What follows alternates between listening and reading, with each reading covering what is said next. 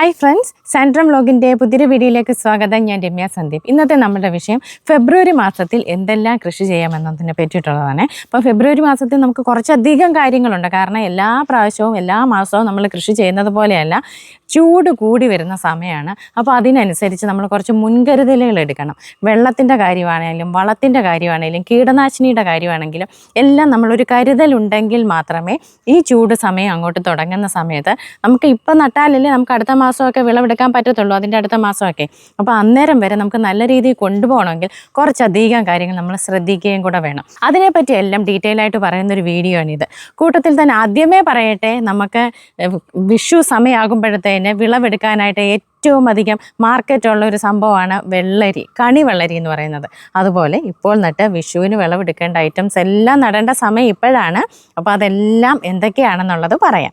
വീഡിയോയിലോട്ട് പോകുന്നതിന് മുമ്പ് നമ്മുടെ ചാനൽ ആദ്യമായിട്ട് കാണുന്ന സുഹൃത്തുക്കൾ ഒന്ന് സബ്സ്ക്രൈബ് ചെയ്തിട്ട് വീഡിയോ കാണണം. അതുപോലെ നിങ്ങൾക്ക് ഉപകാരപ്രദമായെന്ന് തോന്നുകയാണെങ്കിൽ മറ്റു സുഹൃത്തുക്കൾക്കൊക്കെ ഷെയർ ചെയ്ത് കൊടുക്കാൻ മറക്കരുതേ. ഫേസ്ബുക്കിലാണ് കാണുന്നതെങ്കിൽ ഒന്ന് ഫോളോ ചെയ്യാനും ലൈക്ക് ചെയ്യാനും ഷെയർ ചെയ്യാനും മറക്കരുതേ. അപ്പോൾ നമുക്ക് വീഡിയോയിലോട്ട് കിടക്കാം. ഒന്നാമത്തെ കാര്യം തന്നെ, വിഷുവിന് വേണ്ടി നമുക്ക് കണിവെള്ളരി വേണം. കണിവെള്ളരി നടാൻ പറ്റുന്ന ഏറ്റവും നല്ല സമയം ഇപ്പം നട്ടെങ്കിൽ മാത്രമേ നമുക്ക് ആ സമയത്തോട്ട് വിളവെടുക്കാനായിട്ട് സാധിക്കത്തുള്ളൂ. അപ്പോൾ കണിവെള്ളരിയുടെ വിത്ത് വേണമെങ്കിൽ നമ്മുടെ കയ്യിലുണ്ട്. അതുപോലെ തന്നെ 200-ലധികം പച്ചക്കറി വിത്തുകൾ നമ്മുടെ സാൻഡ്രം ഓൺലൈൻ സ്റ്റോറിൽ ലഭ്യമാണ്. നിങ്ങൾക്ക് വേണമെന്നുണ്ടെങ്കിൽ ഈ താഴെ കാണുന്ന വാട്സാപ്പ് നമ്പറിൽ മെസ്സേജ് ചെയ്ത് നിങ്ങൾക്ക് ഓർഡർ എടുക്കാവുന്നതാണ്. ഈ സമയത്ത് കൃഷി ചെയ്യാൻ പറ്റുന്ന ഏറ്റവും നല്ലത് വെള്ളരി വർഗ്ഗങ്ങൾ തന്നെയാണ്.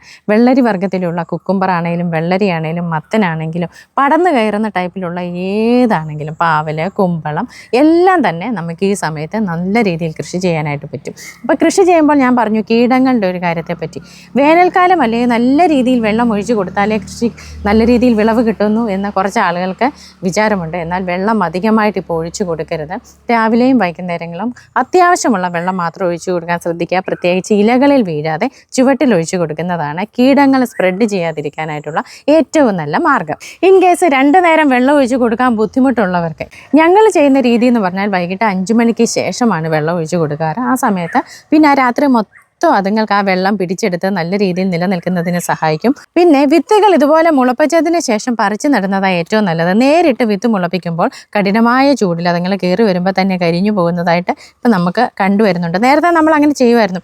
പക്ഷേ ഇപ്പോഴത്തെ ഈ ആദ്യമേ ഉള്ള ചൂട് തന്നെ ഈ ചെടികൾക്ക്, ചെറിയ കുരുന്ന ചെടികൾക്ക് താങ്ങാൻ പറ്റുന്നില്ല. അതുകൊണ്ട് നമ്മളെല്ലാം വിത്ത് ഇങ്ങനെ മുളപ്പിച്ചാണ് ഇപ്പം നടാറുള്ളത്. ഇത് മൊത്തം ചകിരിച്ചോറ് കമ്പോസ്റ്റും വെർമി കമ്പോസ്റ്റും കൂടെ ഈക്വലായിട്ട് എടുത്തതിന് ശേഷം വിത്ത് മുളപ്പിക്കുകയാണെങ്കിൽ എല്ലാം വിത്ത് മുളച്ചും കിട്ടും. വെർമി കമ്പോസ്റ്റ് ഇല്ല, ചകിരിച്ചോറ് കമ്പോസ്റ്റ് മാത്രമേ ഉള്ളെങ്കിൽ അങ്ങനെ ചെയ്താലും മതി. ഇത് കണ്ടോ, നമ്മൾ വിത്ത് പാകുമ്പോൾ എങ്ങനെയാണോ വിത്തോളം ആഴത്തിലെ വിത്ത് പാകത്തുള്ളൂ. ഒരുപാട് താഴ്ത്തി നമ്മൾ വിത്ത് പാകുകയാണെങ്കിൽ വെള്ളം ഒഴിച്ചു കൊടുക്കുന്നത് കൂടുതലായി പോവുകയൊക്കെ ചെയ്യുകയാണെങ്കിൽ ചീഞ്ഞു പോകും. അതുപോലെ കിളുത്ത് കയറി വരാൻ താമസവും എടുക്കും. ഏറ്റവും മുകളിൽ ഞാൻ കുറച്ച് പോട്ടി മിക്സിൽ ഏറ്റവും മുകളിലാണ് വിത്തുകളെല്ലാം പാകിയിട്ടുള്ളത്. രാവിലെയും വൈകുന്നേരവും വളരെ കുറച്ച് വെള്ളം സ്പ്രേ ചെയ്ത് കൊടുത്താണ് കൊണ്ടുവരുന്നത്. ഇപ്പം നമ്മൾ വിത്ത് മുളപ്പിച്ച് കൊണ്ടുവരുന്ന ഇത്രയാക്കി ഇതിനെ നേരെ വെയിലത്തോട്ട് പറിച്ചു നടുമ്പോൾ പെട്ടെന്ന് വാടി തളർന്നു പോകുവേ. അതുകൊണ്ട് നമ്മളിതിനെ കിളിർപ്പിക്കാൻ വെക്കുന്നത് രാവിലത്തെ ഇളം വെയിൽ കിട്ടുന്ന സ്ഥലം നോക്കിയാണ് ഇത് കിളിർത്ത് കയറി വരാനായിട്ട് വെക്കുന്നത്. അന്നേരം വെയിലും കാറ്റും എല്ലാം ഒരു ഹാർഡനിങ് എന്ന് പറയാം. ഹാർഡനിങ് ചെയ്ത ചെടികളാണ് കൂടുതലും നല്ല രീതിയിൽ വളർന്നു വരുന്നത്. അപ്പോൾ അങ്ങനെ കിട്ടാൻ വേണ്ടിയിട്ട് രാവിലത്തെ ഇളം വെയിൽ കിട്ടുന്ന സ്ഥലം നോക്കി വേണം നമ്മളിതിനെ പ്ലേസ് ചെയ്യാനായിട്ട്. പൊതുവേ നമ്മളിപ്പോൾ വിത്ത് സെയിൽ ചെയ്യുന്നത് കൊണ്ട് തന്നെ ഒരുപാട് ആളുകളുടെ കോൺടാക്റ്റ് ഉണ്ട്. വലിയ രീതിയിൽ കൃഷി ചെയ്യുന്നവരും അടുക്കളത്തോട്ടത്തിൽ കൃഷി ചെയ്യുന്നവരുമല്ല. അപ്പോൾ എനിക്ക് മനസ്സിലാക്കിയിട്ടുള്ള കാര്യങ്ങൾ വെച്ചാണ് ഞാൻ കൂടുതലും വീഡിയോ എടുക്കുന്നത്. അപ്പോൾ പല ആളുകളും പറയുന്നുണ്ട് കീടങ്ങളില്ല. അതേണ്ട ഇത് കണ്ടോ, ചിത്രകീടം എന്ന് പറയുന്ന ഒരു ഐറ്റമാണ്. ഇത് കണ്ടോ, ഇലകളെല്ലാം ഇതുപോലെ തിന്ന് നശിപ്പിക്കുക. ഇലകളുടെ നീര് ഊറ്റി കുടിച്ചിട്ടാണ് ഇതിങ്ങനെ ആകുന്നത്. പിന്നെ പൊതുവെ ഇത് ചെടി നശിച്ചു പോവുകയാണ് ചെയ്യുന്നത്. കൂടുതൽ വിളവൊന്നും ലഭിക്കത്തില്ല. ഇതിന് വേണ്ടിയിട്ട് നമ്മൾ ഈ കുഞ്ഞു ചെടി ആയിരിക്കുമ്പോൾ തൊട്ടേ കണ്ടോ, ഇതൊരു പാക്ചോയി എന്ന് പറയുന്ന ഇലവർഗത്തിലുള്ള ഒരു ചെടിയാണ്. ഇതിപ്പോൾ പറിച്ചു നടാൻ സമയമായി. നമ്മൾ ഈ പറിച്ചു നടുന്നതിൻ്റെ ആ ഒരു സമയം, ഈ ഒരു പ്രായത്തിൽ തൊട്ടേ വേപ്പ് അധിഷ്ഠിതമായിട്ടുള്ള ഏതൊരു കീടനാശിനിയും നമ്മൾ അടിച്ചു കൊടുക്കണം. അതിൻ്റെ ആ ഡോസേജ് എത്ര ആണെന്ന് അതിലുണ്ടായിരിക്കും, നമ്മൾ വാങ്ങിക്കുന്ന കീടനാശിനിയിലുണ്ടായിരിക്കും. അതനുസരിച്ച് നമ്മൾ ഈ കുഞ്ഞു ചെടി ആയിരിക്കുമ്പോൾ തൊട്ടേ ആഴ്ചയിൽ ഒരിക്കൽ സ്പ്രേ ചെയ്ത് കൊടുക്കുകയാണെന്നുണ്ടെങ്കിൽ നമുക്കിത് വരാതെ സൂക്ഷിക്കാനായിട്ട് പറ്റും. അപ്പം കീടനാശിനിയുടെ കാര്യം പറഞ്ഞു, വെള്ളത്തിൻ്റെ കാര്യം പറഞ്ഞു. ഇനി വളത്തിൻ്റെ കാര്യമാണ്. നമ്മളെല്ലാം ചെടികൾ നല്ല രീതിയിൽ കയറി വരണമെങ്കിൽ നൈട്രജൻ അടങ്ങിയിട്ടുള്ള വളങ്ങളാണ് കൂടുതലായിട്ട് കൊടുക്കുന്നത്. നമ്മൾ മലയാളികൾ എപ്പോഴും പറയും ചാണകപ്പൊടി അല്ലെങ്കിൽ ആട്ടിൻ കാഷ്ടം അല്ലെങ്കിൽ കോഴിവളം. അപ്പോൾ കഴിഞ്ഞ ദിവസം ഒരു കമൻറ്റ് ഉണ്ടായിരുന്നു ചാണകപ്പൊടി വിട്ടൊരു കളിയില്ലെന്ന്. അപ്പോൾ അതിന് എനിക്ക് പറയാനുള്ളത്, കൃഷി ചെയ്യുന്നവർക്ക് ചാണകപ്പൊടിയോ ആട്ടിൻ കാഷ്ടമോ കോഴിക്കാഷ്ടമോ ഇല്ലാതെ ചെടിയെ നല്ല രീതിയിൽ വളർത്തിക്കൊണ്ട് വരാൻ പറ്റത്തില്ല. അല്ലെങ്കിൽ അവർ രാസവളങ്ങളെ ആശ്രയിച്ച് കൃഷി ചെയ്യുന്നവരായിരിക്കും. ഞാൻ ജൈവ രീതി കൃഷി ചെയ്യുന്ന ആളുകൾക്ക് വേണ്ടിയിട്ട് പറയുന്നതാണേ. നമുക്ക് ഈ സമയത്ത് ചീരവർഗ്ഗത്തിലുള്ള എല്ലാ ഐറ്റങ്ങളും കൃഷി ചെയ്യാനായിട്ട് പറ്റും കേട്ടോ. പാലക്ക് ചീരയാണെങ്കിലും നമ്മുടെ നാടൻ ചീരയാണെങ്കിലും ലാത്താങ്കര ചീരയാണെങ്കിലും എല്ലാത്തരം ചീരകളും നമുക്കിപ്പോൾ കൃഷി ചെയ്യാനായിട്ട് പറ്റും. പിന്നെ വഴുതന നല്ല രീതിയിൽ വിളവെടുക്കാൻ പറ്റുന്ന ഒരു സമയമാണിപ്പോൾ. അപ്പം വഴുതന നേരത്തെ വളർത്തി വെച്ചിട്ടുള്ളവരാണെങ്കിലും വിളവ് കഴിഞ്ഞിട്ടുണ്ടെങ്കിൽ പ്രൂൺ ചെയ്ത് കൊടുത്തൊരു വളം കൂടെ കൊടുക്കുകയാണെങ്കിൽ പിന്നെ അത് ഉഷാറായിട്ട് കയറി വരും കേട്ടോ. പിന്നെ വള്ളി പടർന്ന് കയറുന്ന എല്ലാ തരം ചെടികളും, പീച്ചിലാണെങ്കിലും ചുരക്കയാണെങ്കിലും കുക്കുംബറാണെങ്കിലും പാവല്, പടവലം, മത്തൻ, കുമ്പളം, അതുപോലെ മുളക്.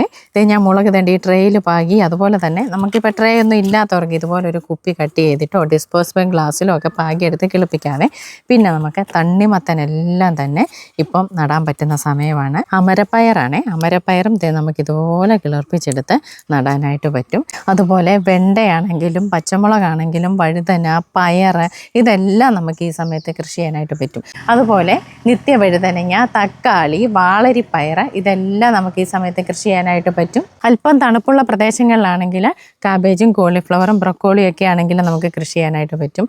അതുപോലെ മല്ലിയില, ഉലുവ, കറിവേപ്പ് ഇതൊക്കെ വെച്ച് പിടിപ്പിക്കാൻ പറ്റുന്ന ഏറ്റവും നല്ല സമയമാണിപ്പോൾ. അപ്പോൾ നിങ്ങൾക്ക് ഗ്രോ ബാഗിലാണെങ്കിലും തറയിലാണെങ്കിലും ചെറിയ രീതിയിലാണെങ്കിലും കൃഷികൾ മുന്നോട്ട് കൊണ്ടുപോയാൽ ഉറപ്പായിട്ടും നിങ്ങൾ ഈ പ്രാവശ്യം ചെയ്തതിനേക്കാൾ ഇരട്ടി അടുത്ത പ്രാവശ്യം ചെയ്യുമെന്നുള്ള കാര്യം എൻ്റെ ഒരു അനുഭവം വെച്ച് തീർച്ചയാണ്. അപ്പോൾ എല്ലാവരും കൃഷിയിലേക്ക് വരണം. അപ്പോൾ ഇന്നത്തെ വീഡിയോ നിങ്ങൾക്ക് എല്ലാവർക്കും ഉപകാരപ്രദമായെന്ന് വിശ്വസിക്കുന്നു. മറ്റൊരു വീഡിയോയുമായി വീണ്ടും കാണാം. നന്ദി.